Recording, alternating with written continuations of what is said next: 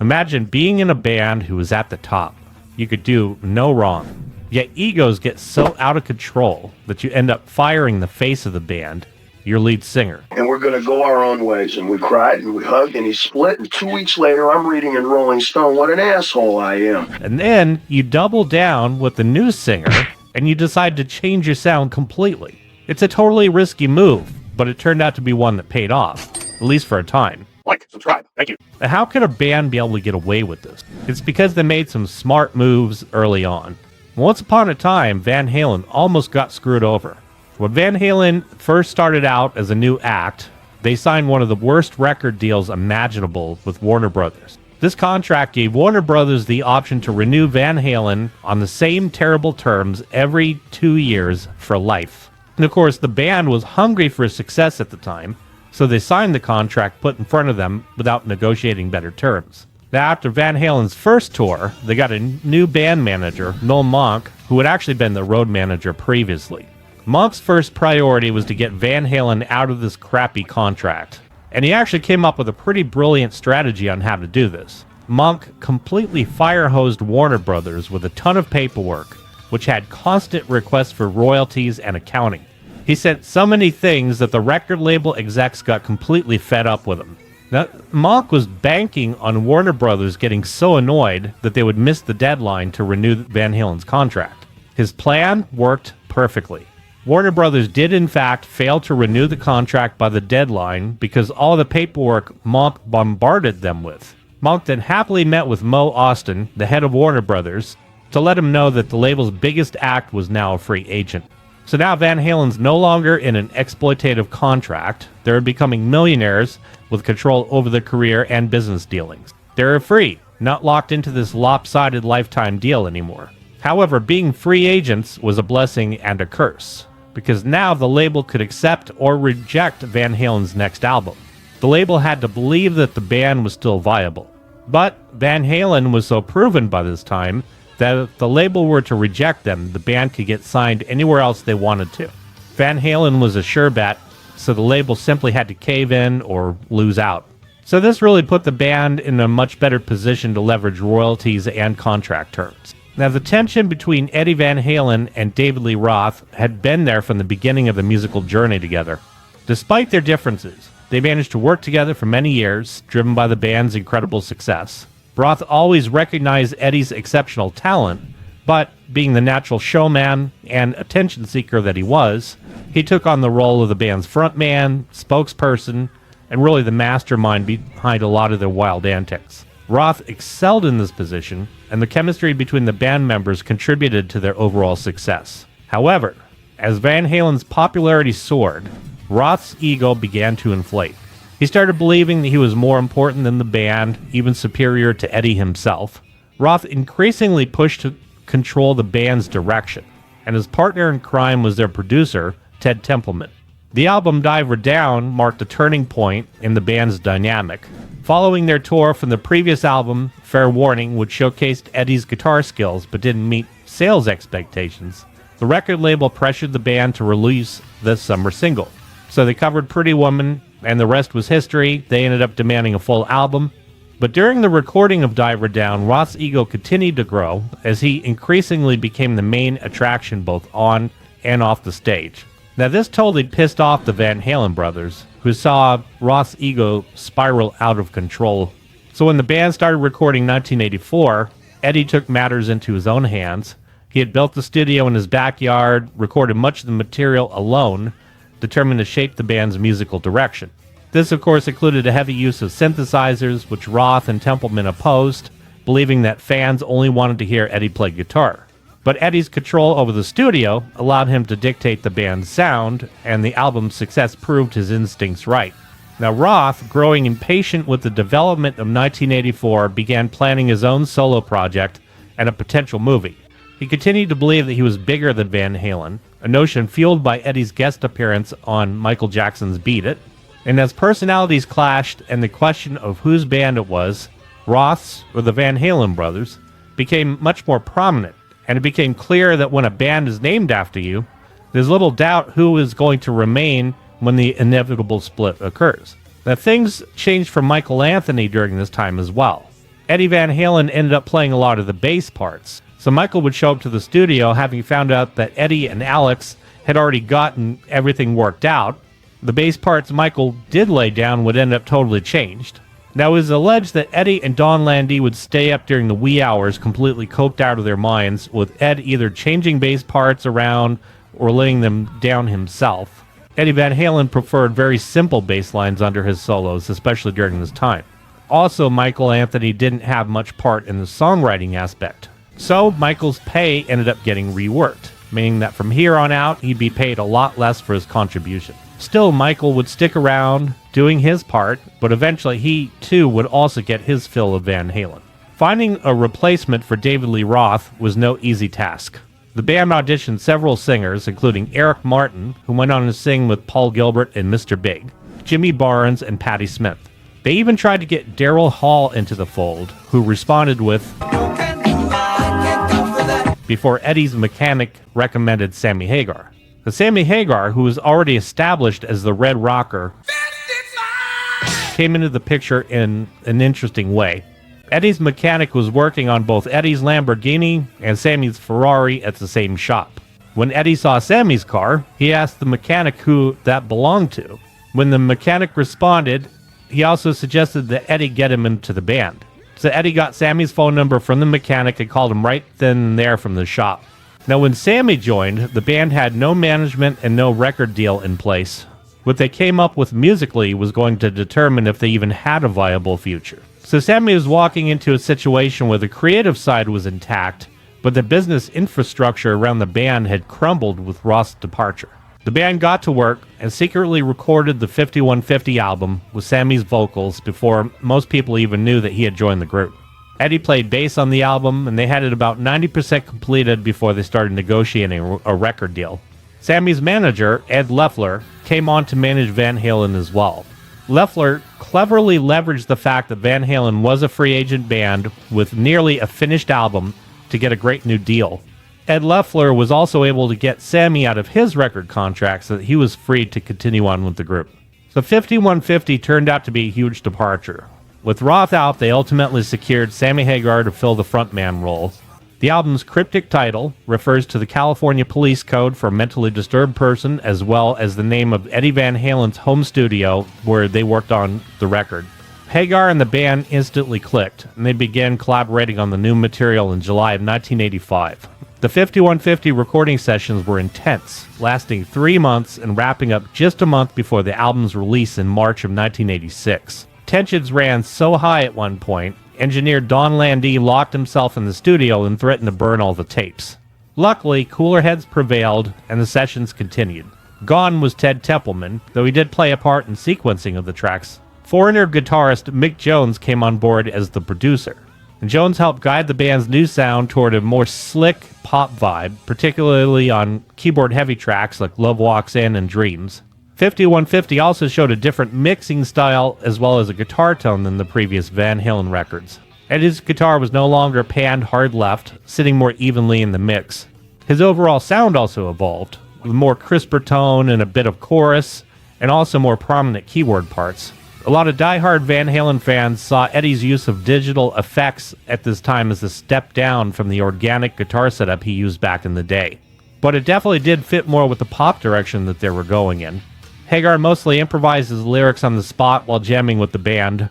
Despite the pressure and uncertainty surrounding the new lineup, the band had a blast working together in the studio to come up with new stuff. Van Halen worked on songs one at a time, with Hagar recording vocals in the studio. The phrase "Play Me Loud" is etched into the vinyl version of 5150, just under the label. The album cover features an Art Deco depiction of Atlas holding a mirrored sphere, and a tweaked Van Halen logo representing the band's new era. There are no instrumental tracks in this album, which is definitely a departure from previous albums.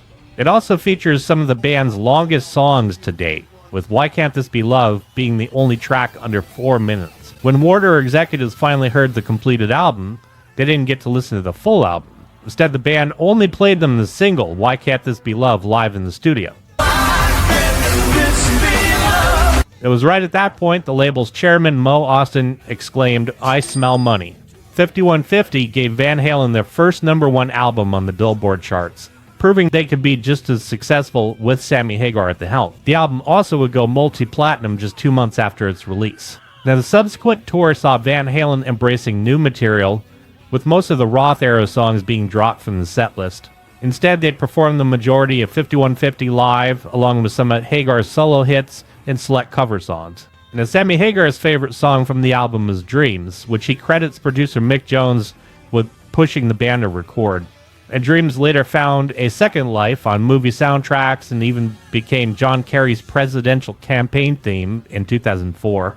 The original working title of the album was Best of Both Worlds, before the band settled on 5150. So the song Best of Both Worlds would have been the title track. Eddie recorded most of the bass parts on the album, and as the U.S. Navy Blue Angels Flight Demonstration Squadron used 5150 as entrance music for their performances in the late 80s. And while initial reviews were definitely mixed, it has since become regarded as one of Van Halen's more focused and cohesive albums. The 5150 tour was limited to North America due to the complexity and weight of the band's stage setup. Also, Sammy Hagar really wanted to establish himself as the new singer in their home country. The first leg was entirely in the US, while Canadian shows were included in the second and third legs. And the fan base was pretty divided, with those supporting the new Van Halen lineup using the concerts to express their allegiance, often through unified chants of "Fuck Dave." The setlist reflected a trend that would continue throughout the Hagar era, with only a minimal number of pre-Hagar Van Halen tunes included, as Sammy was only willing to perform the most well-known tracks from that period. And Sammy totally refused to sing Jump, and he had said that Dave's lyrics on it were pretty much crap, so he didn't want any part of it. So the couple times they did perform Jump, they just had the audience sing along as they played it instrumentally. And then it featured a guitar duel between Eddie and Sammy Hagar, becoming a regular feature of the shows, and Zeppelin's Rock and Roll served as the nightly closing song. Several Canadian rock legends, including BTO, Loverboy, Kim Mitchell, opened a handful of dates in Rochester and Niagara Falls, and provided support for many of the outdoor stadium performances across North America. The 5150 tour had some challenges. The band's manager, Ed Loeffler, was hospitalized in Texas following an incident in a hotel elevator. Eddie's wife, Valerie Bertinelli, suffered a miscarriage during the tour, which she had not revealed to Eddie that she was even pregnant until it was too late. Through all of this, things were looking up for Van Halen. Sammy said they were selling records faster than they can print them. Also, all the shows were sold out. And one notable event during the tour was the filming of the second concert at the New Haven Coliseum, which was broadcast live on TV and later released on VHS as Live Without a Net. Before the final show of the tour at Cow Palace on November 3rd, 1986, Eddie Van Halen cut his hair into a braided rat tail, while Alex shaved his head completely. Now, the story goes that everybody was supposed to shave their heads by the end of the tour, but Michael just didn't have enough hair to begin with, and Sammy bowed out at the last minute. In '88, Van Halen released their much-anticipated follow-up called OU812, and the name originated from Sammy Hagar seeing it as a serial number on the side of a delivery truck and cracking up, thinking it would make a hilarious album title. The band agreed, ditching their original idea to call the record Bone at the 11th hour, and songs came together very quickly and naturally through jamming.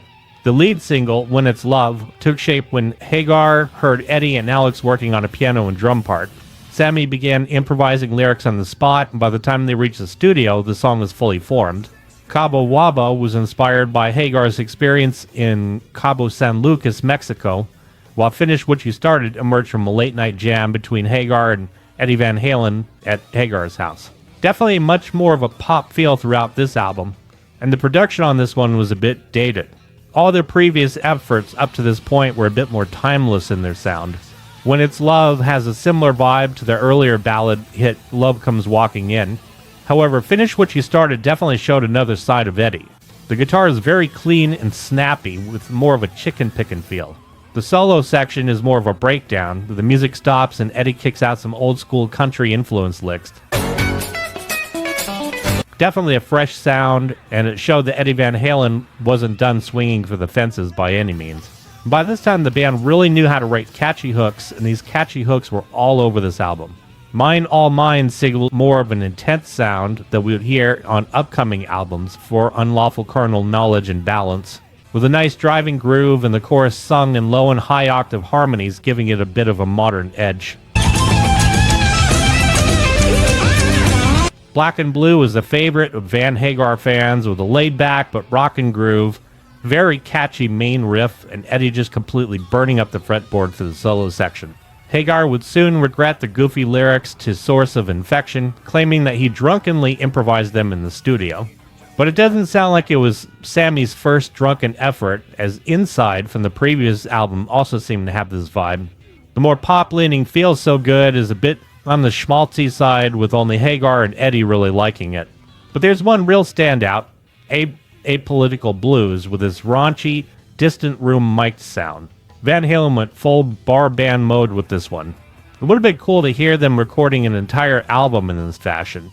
Who knew that Sammy had it in him to record this smoky and raw kind of vibe? So while the album was spotty in places, they had some really cool, interesting musical departures for the band. It also showed just how well they gelled with Sammy in those days. To back up OU812, the band embarked on a US tour called Monsters of Rock in 1988. And this featured one hell of a lineup, including Metallica, doing their first tour since tragically losing Cliff Burton. The crowds were eager to see Jason Newsted taking over the bass duties. Also on the bill were the Scorpions, Docked, and Kingdom Come. Metallica was at the top of their game, having just come out of And Justice for All. Kingdom Come really got a lot of flack in those days, sounding like an 80s hair metal incarnation of physical graffiti-era Led Zeppelin. But they were great, though it would be a long time before their work was actually appreciated. The problem with Kingdom Come is that they had arrived a bit early. Zeppelin's last official release was only 6 years before, and since they claimed to have never heard of Led Zeppelin, it only added fuel to the fire. Decades later, Greta Van Fleet would pull off a convincing Zeppelin-esque sound with much better results. The Monsters of Rock tour boasted a custom-built stage, state-of-the-art lighting, and state-of-the-art sound systems. Promoter Louis Messina approached the band with the idea of a 5-band summer tour, which they eagerly hopped onto. And the tour was very expensive, so as a result, it turned out to be a financial failure. Some cities had good turnout while others struggled, leading to speculation about the album's unfamiliarity with the audience and the timing of weekday shows during the school year. During a performance in East Troy, Hagar suffered a minor tailbone fracture after falling during the opening song, but he still managed to complete the show. In March of 1991, Eddie and Valerie's son, Wolfgang, was born. Wolfgang proved at a young age that he had music in his blood, getting on the drums, taking lessons from his uncle Alex, and playing anything else he could get his hands on. To this day, he replicates his father's feel and tone perfectly when he wants to, much more authentic than any of the Van Halen clones out there.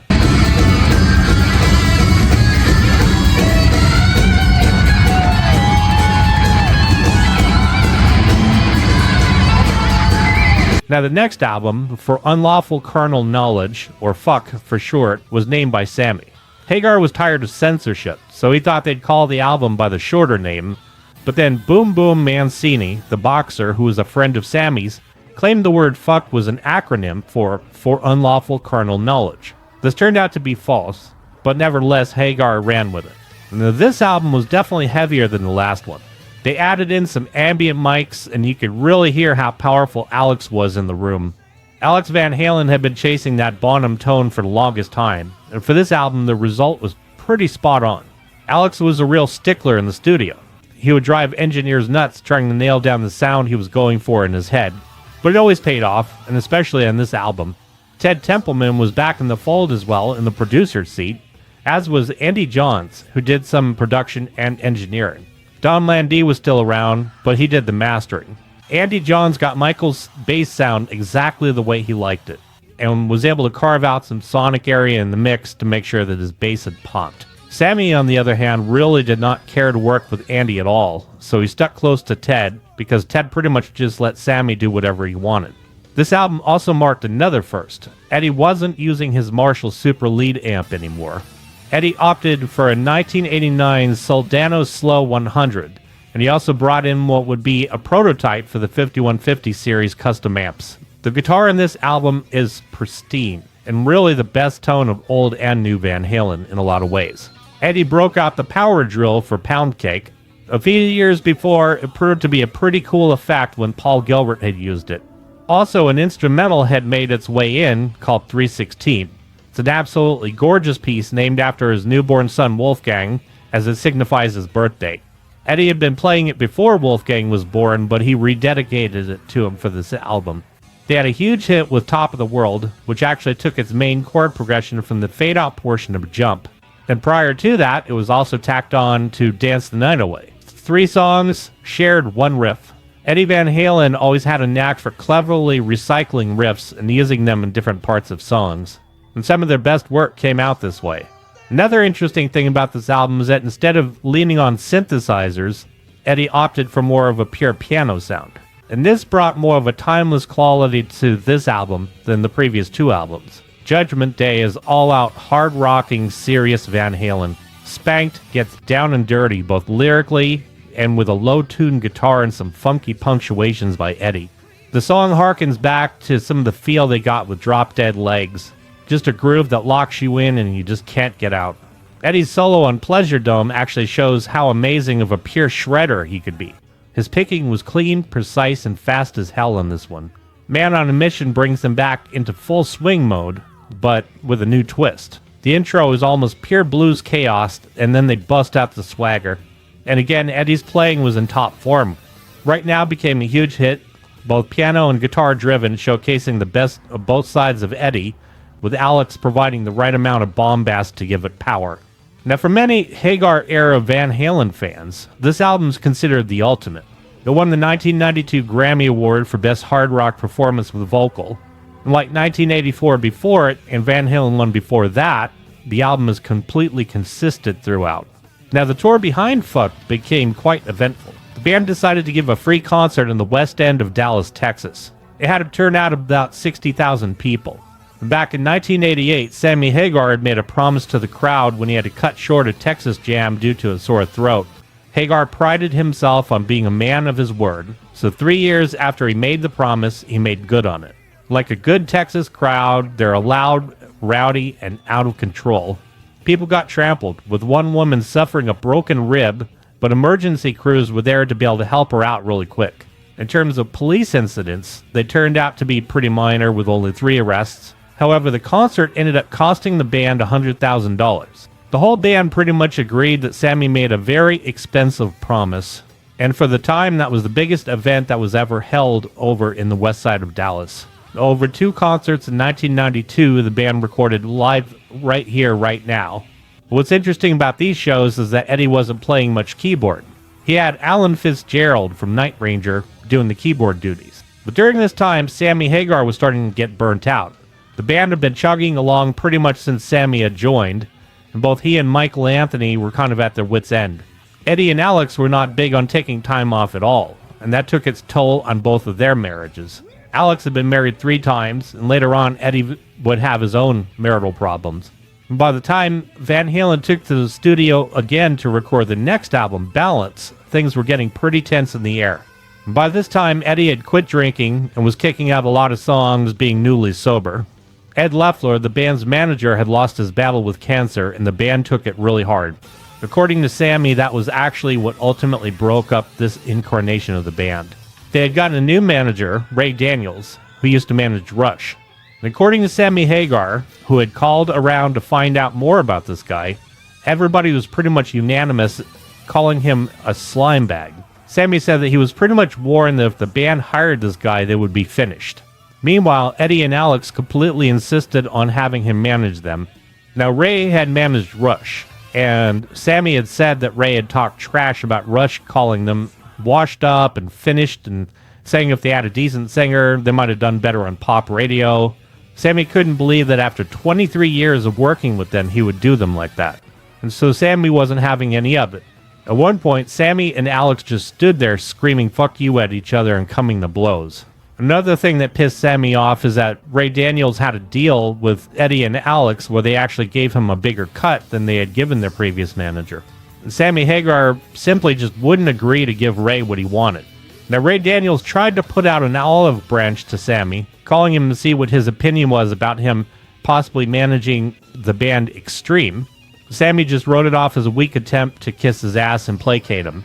And Sammy and Eddie were also butting heads over the lyrics. Up until this point, Eddie just let Sammy do his thing, but he was becoming increasingly critical during the recording of Balance. Through all this drama, the band was able to kick out a pretty strong album. They brought in Bruce Fairbairn to produce it, who had an endless resume of chart-topping pop metal bands to his name. Even though they were arguing over where the lyrics should go and all these other personal issues, Eddie managed to tackle it completely sober. The album is definitely the darkest of the Hagar era, like its counterpart Fair Warning representing the darkest of the Roth era. During the time of recording, Sammy already claimed that he knew it was over for this version of Van Halen. He said at this time he knew they were trying to get rid of him. Eddie had implied that since he sobered up, he was able to take charge of his own life, and that was freaking people out that used to control him. That appeared to be leveled towards Sammy's way. But as far as the album's concerned, there are definitely a lot of strong tracks. In many ways, both Sammy's vocals and the band's musicianship were fully crystallized in the album's highest moments. Not quite as consistent as the Fuck album, but when they were on, they're really on with this one. The Seventh Seal is a hard rocker, a bit reminiscent of Pound Cake from their earlier album, but a lot more edge. Eddie's rhythms were really tight, and Sammy's vocals sailed way up into the higher octaves. Can't Stop Loving You is just one big, huge hook. It had the perfect formula for a guaranteed hit. It follows a really popular chord progression that was used a lot in the late 80s, 1, 4, 6, 5. For an example of where else this was used, you can look at Kiss, Turn on the Night, or 38 Specials, If I'd Been the One. It's a bit schmaltzy to some longtime fans, but hey, it paid the bills. But then they came from completely left field with Strung Out, which is a brilliant foray into the world of atonal music. Due in Time is a solid drum piece by Alex that is slightly reminiscent of Bonzo's Montrose from Zeppelin's Coda album. This leads right into Baluch Ethereum that was driving Alex's 4/4 groove, slow and simmering. And this is actually what an Eddie Van Halen solo album probably would have looked like. Amsterdam is a total standout on the album, not trying to be overly catchy, yet a chorus that would stick into anybody's head. Musically, it's Van Halen on another level. Alex came up with this really uniquely syncopated beat. Eddie's lines were complex throughout. And what's also interesting is that Eddie had riffs for this song laying around since at least 85, if not earlier.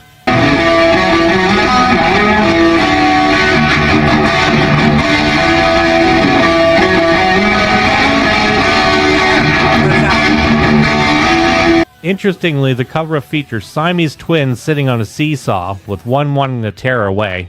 The only other album to feature a kid on the cover was 1984, with both Balance and 1984 signaling the last of a given Van Halen lineup. Van Halen were also working on the soundtrack for Twister, with the standout song Humans Being. The verses are almost full-on metal, and the choruses still manage to maintain that pop hook. Michael Anthony really drove those harmonies in this tune. Eddie's solo was interesting in this one, going from extremely melodic to almost a nod to the solo that he had done in Dreams. It's not one of his strongest, but it definitely fit the song really well. Going on tour to support this album, the working nickname for it would be the Ambulance Tour. Eddie coined it because he sustained hip injuries and his brother Alex sustained neck injuries. When they were kicking it off, Sammy was fighting a flu. And they even had to cancel a couple of shows because Sammy just couldn't do it. Alex ended up playing shows on a neck brace, and Eddie was having a hell of a time trying to jump around the stage the way he used to. So he pretty much stood there a lot of the time. This would also be the first tour in a long time where Van Halen actually opened for somebody else. They opened some dates overseas for Bon Jovi, and they also headlined in North America with a few openers, including Collective Soul, Skid Row, and Brother Kane.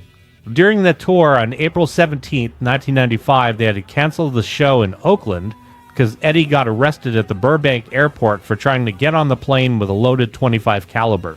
He was really used to charter flights, but commercial flights have totally different rules. He said he started packing after having to deal with some strange people over the years, being a star and all. He got 1 year's probation and had to pay a $1,000 fine. In June of '96, on Father's Day, Eddie called Sammy and told him he was out. According to Sammy, Eddie told him that Sammy just wasn't doing anything he wanted him to do, and that they're spending more time disagreeing on things. Eddie also told Sammy that they were working with Roth again on some new songs for the Greatest Hits album, and that he should just go on and be a solo artist. That it's alleged by Hagar that the Van Halen brothers were not exactly happy with his success that he had on his own. His Cabo Wabo nightclub was doing amazingly well, and he had a tequila company which ended up being valued at $150 million. Things had really come to a head when Ed Loeffler had died. Sammy was already wary of Ray Daniels because of the fact that he was also the husband of Alex's wife's sister. Obviously, Ray and Sammy were not getting along, and Ray allegedly told Eddie and Alex that Sammy had gotten more money for the Right Here, Right Now live album, which totally pissed the brothers off. To add fuel to the fire, Ray also told the brothers that if Sammy were to go out of town, he had a guaranteed solo deal with the record label. The brothers then made Sammy pay them back their share and also canceled the deal for the solo album. Sammy ended up flying out to Hawaii, and that was when Ed made the fateful call to him. A lot of people speculate that had Ed Loeffler had lived, chances are this iteration of Van Halen would have at least kicked out a few more albums before splintering. And this is going to definitely lead us to the next chapter, so stay tuned as we dive deep into the final chapter of Eddie's life. While the music kept flowing, unfortunately, so did a lot of drama during that time. And thanks so much to my kind subscribers. I've learned a whole lot from you in the comment section, and I just want you to know how much I really appreciate you. If you haven't joined the family yet, please kindly smack that subscribe button and hit the like button on this video. I really do appreciate it, and I want to thank you so much for watching.